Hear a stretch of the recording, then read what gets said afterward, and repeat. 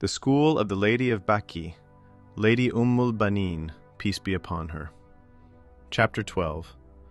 والبلد الطيب يخرج نباته بإذن ربه والذي خبث لا يخرج إلا نكدا كذلك نصرف الآيات لقوم يشكرون.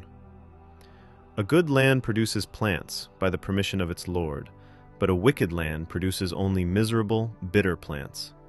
Thus do we show a variety of evidence for those who give thanks. Surah Mubarakah al-A'raf, verse 58. Verse 58 of Surah al-A'raf refers to the pure land that is abundant in goodness, or khair, and benefit, and by God's permission grants its produce.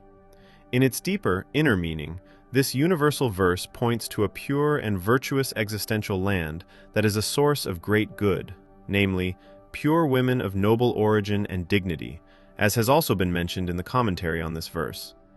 ينبغي أن يتخير لنفسه من النساء العفيفة الكريمة الأصل، ويؤيده قوله والبلد الطيب يخرج نباته بإذن ربه والذي خبث لا يخرج إلا نكدا.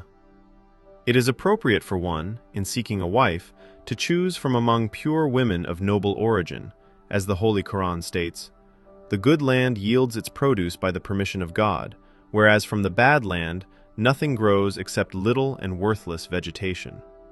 One of the perfect manifestations of the noble verse, "And the good land yields its vegetation by the permission of its Lord," is the blessed being of Lady al-Banin, the mother of the 4 martyred sons, in whose nurturing care our master Abul Fadl al-Abbas, the commander of Hussein's companions and the flag-bearer of Karbala, was raised. All the qualities and characteristics found in pure women of noble origin and high dignity were manifested in the fullest sense in Lady al-Banin.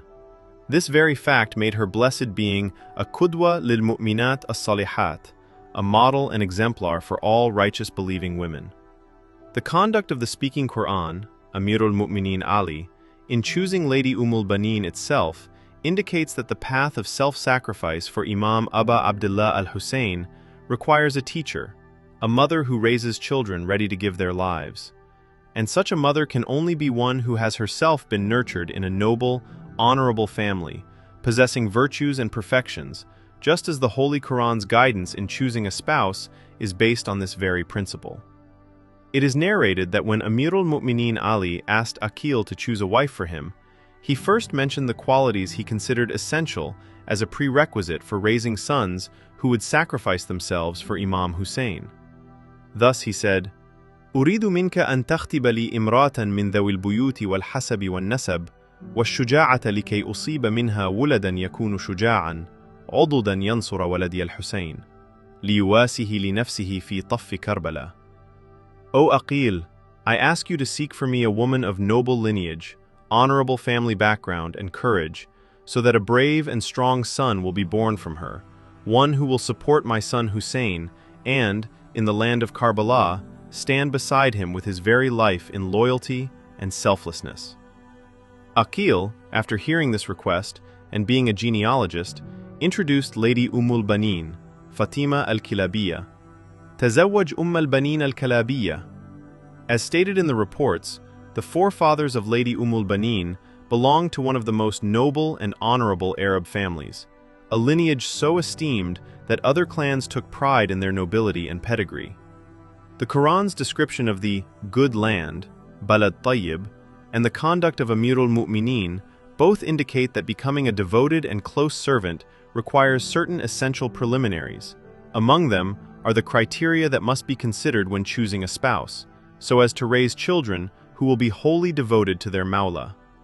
These criteria, all of which center on noble lineage and honorable family background, were manifested in the fullest form in Lady al-Banin.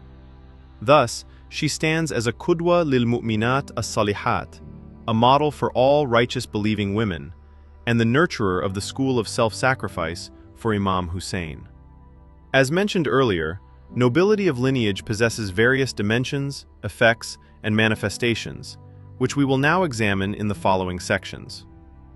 Noble legacies and virtuous qualities. One aspect of noble lineage and family honor is being raised in a household of virtue and distinction. As has been reported regarding Lady al-Banin, she was brought up in a family renowned for possessing many noble morals and praiseworthy traits, excelling in generosity, courage, eloquence, chastity, purity, honor, dignity, devotion, and pride, among other virtues. It was due to this very nobility of lineage that, upon entering the household of Amir al-Mu'minin Ali, she introduced herself as a servant of the Mawla and said, "Sadati ana huna khadimatun indakum, ji'tu li khidmatikum." My master, I am here as your servant, and I have come to serve you. Well versed in manners and knowledge. Another aspect of decency is being taught proper etiquette and knowledge, and in this aspect also, Her Holiness was raised in a family possessing these qualities. As it is stated, al-Banin's parents had raised her with Arab etiquette, good manners, and the character of the great and the free. al-Banin's virtue was due to the fact that she had grown up in a house of grace, perfection, courage, and bravery. Therefore, Amir al-Mu'minin, as soon as Hazrat al-Banin entered his house, found Her Holiness to be the possessor of perfections, intellect, faith, and politeness, because she was a scholar who was aware of the right of the household of the Messenger of God and possessed exemplary piety. Truthfulness. Lady al-Banin was raised in a family renowned for their eloquent and articulate speech, as well as their truthfulness in words, as is narrated regarding her uncle, Lubayd. أصدق كلمة قالتها العرب كلمة لبيد. Lady al-Banin both inherited this truthfulness and was herself endowed with a lisan sidq, meaning her speech was never anything but right and true, and she was always truthful in her words. This truthfulness can be clearly seen in the words she spoke upon entering the household of Amir al-Mu'minin Ali, when she referred to herself as a servant, khadima. Also, her gentle and affectionate conduct toward the children of Lady Zahra, especially during their times of illness, was like that of an al-Hanun, a deeply caring and compassionate mother toward them. Likewise, she would address the children of Lady Zahra with the words, "My master, light of my eyes, and my imam." And she instilled this lisan sidq in her son Abbas, who in turn advised his brothers to prove their truthfulness by going forth before him in battle and sacrificing themselves for their mawla and imam.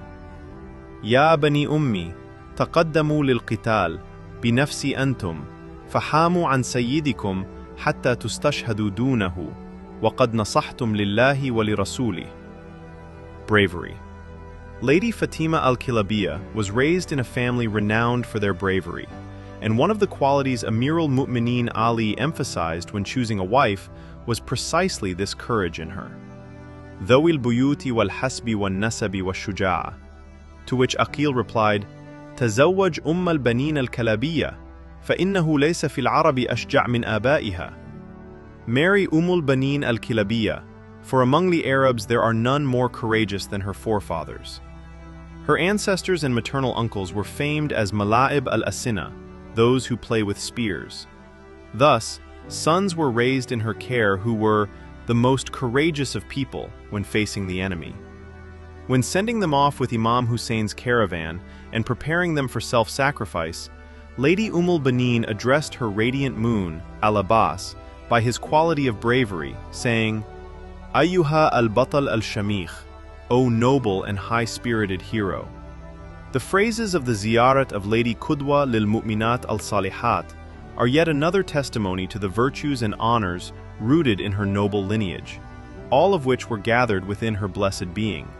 And it is for this reason that she became the nurturer of the school of raising devoted, self-sacrificing souls.